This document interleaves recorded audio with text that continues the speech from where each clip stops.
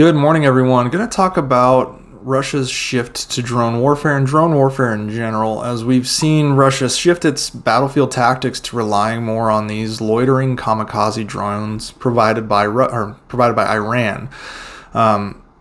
Russia and Iran, of course, are claiming that neither the Iranians have not given them drones and Russia is not using them, but we see their distinct delta wing pattern in the sky, and Ukrainians have found parts to shot down Iranian Shahed 136 drones in the area. Now, the Shahed 136 is the drone they're using. Shahed means martyr, and it has a range of about 2,000 kilometers according to Iran. Military experts say it's probably closer to 1,000, but still enough that it can be used in a loitering capacity across the Ukrainian battlefield. So according to the U.S., Russia took delivery of about 1,000 of these drones from Iran at the end of August and then immediately started using them against Odessa and have expanded that into Kyiv and Kharkiv. Now, when deployed against cities such as Kyiv and Odessa, they're purely a psychological impact. There's no targets there that are of significance other than potentially energy infrastructure, which is being targeted. But we've seen that these drones are hitting residential areas, hitting other civilian targets as well in a terroristic effort. The Russians are using them on the front, as some Russian military experts are saying that images coming out of Ukrainian armored personnel carriers and artillery pieces being destroyed were destroyed by Shaheeds. Again, the Kremlin is not confirming this. They are saying that the Russians haven't been using Iranian drones. Now, pro-Russian bloggers have speculated that drones could be used in swarms to destroy U.S. anti-aircraft batteries, giving Russia potentially air superiority, something they've never had in this war. That hasn't really been realized yet, as I don't think there's enough drones on the battlefield for this to work, nor is there enough tactical training or capability in the operators for this to actually be effective. Ideally, for the Ukrainians, they don't want to use their larger anti-aircraft missiles against the drones because they need those to take out manned fighters and bombers, but the Russians could use swarms of these in a future attack. Ideally, the Russians want to limit the ability of the Ukrainians to use anti-aircraft, so they could use these drones to take out as many of the systems as they can, whether it's taking them out directly by destruction or rendering them useless by wasting their ammunition so that they can eventually use more manned aircraft, which are far more dangerous to the Ukrainians. Now, since the Shahed is a slow-moving, loitering drone, it can sit in the air and find ground targets. However, they're also easy to shoot down. They're about 11 feet long and 8 feet wide, and the Ukrainians are finding success using ZSU-23s, which is a modern version of a World War II quad automatic turret gun. The issue is Ukraine is huge, so trying to place them where they're tactically needed is difficult. Still, the Ukrainian General Staff is reporting that they're shooting down between 80 and 90% of all the drones that are being flown in, so it's very effective. Interestingly, Israel can play a part here. Ukraine is sending official notice to Israel asking for Israeli air defense systems. Now, Israel has expressed wanting to be non-aligned in this situation, but they have nearly a perfect record shooting down Iranian drones. Iran's involvement in providing drones may shift Israel's view, as Israeli Diaspora Affairs Minister Nachman Shai recently called for Israel to provide military aid to Ukraine, stressing that there is no longer any doubts where Israel should stand in this bloody conflict.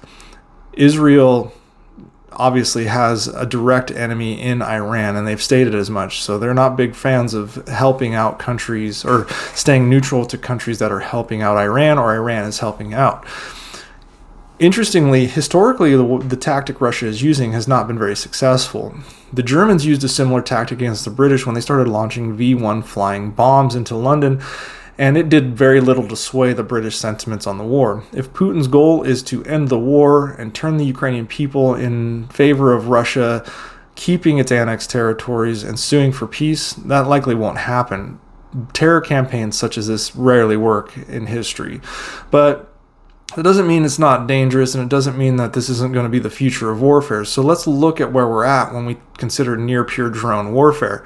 Now, when I say near-peer, this means two nations that are relatively similar in the tech they deploy, such as Ukraine and Russia. This is not the U.S. versus terrorist cells, as there's an obvious drone overmatch there. We haven't seen really the large-scale use of drones as we expected. Indeed, the use of drones in Ukraine has really been limited to Ukrainian efforts from Western nations such as the U.S. and Turkey. This is the first time we've seen Russia use drones en masse, and they're Iranian drones to boot. So it leads me to believe that the Russian drone program is largely non-existent despite claims that they had one. Why wouldn't they just use them? Instead, they're buying Iranian drones. However, drones have proved their utility across a range of lethal and non-lethal missions in Ukraine.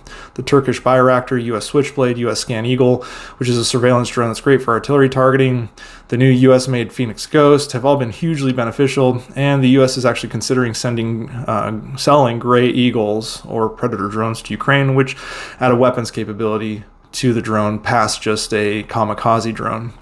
The reality for drones is they are too cheap, too available, and provide too much of a capability for many militaries to ignore going forward.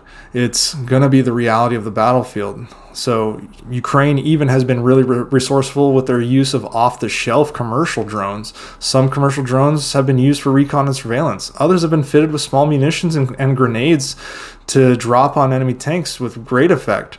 Now, how do we counter these? Supposedly, the Russians developed a man-portable weapon called the Lockmess Stupor, which is an anti-drone gun.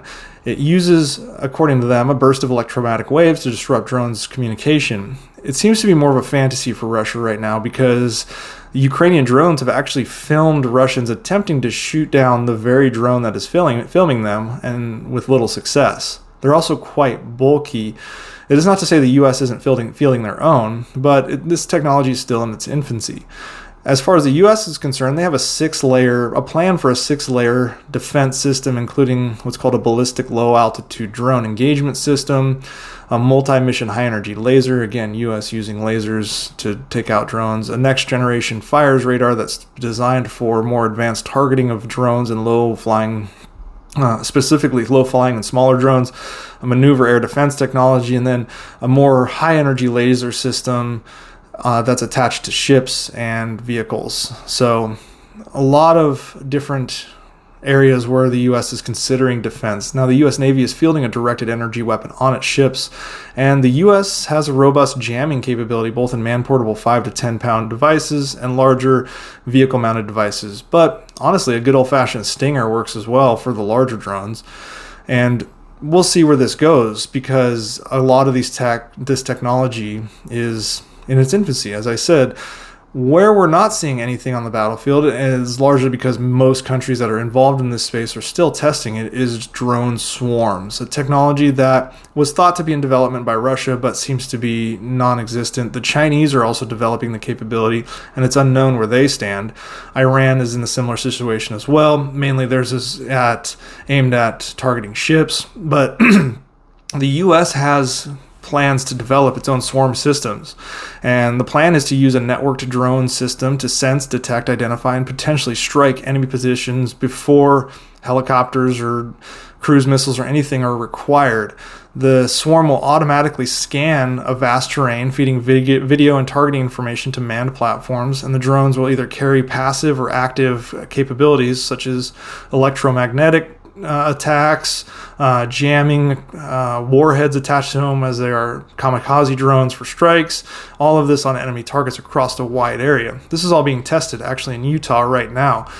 There's multiple projects, including Raytheon's Locust, as well as others in helping the U.S. maintain its edge here.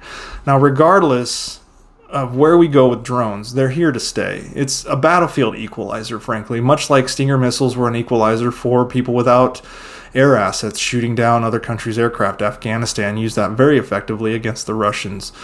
The Javelin missile in Ukraine is an equalizer for countries that don't have a robust tank presence against large tank armies, such as Ukraine is used against Russia. So we have to account for drones, whether they are used for terror in Russia's instance or they're being used for a tactical advantage as Ukraine is using them. Either way, we've seen how effective they are, and that'll be the future of warfare as we go on.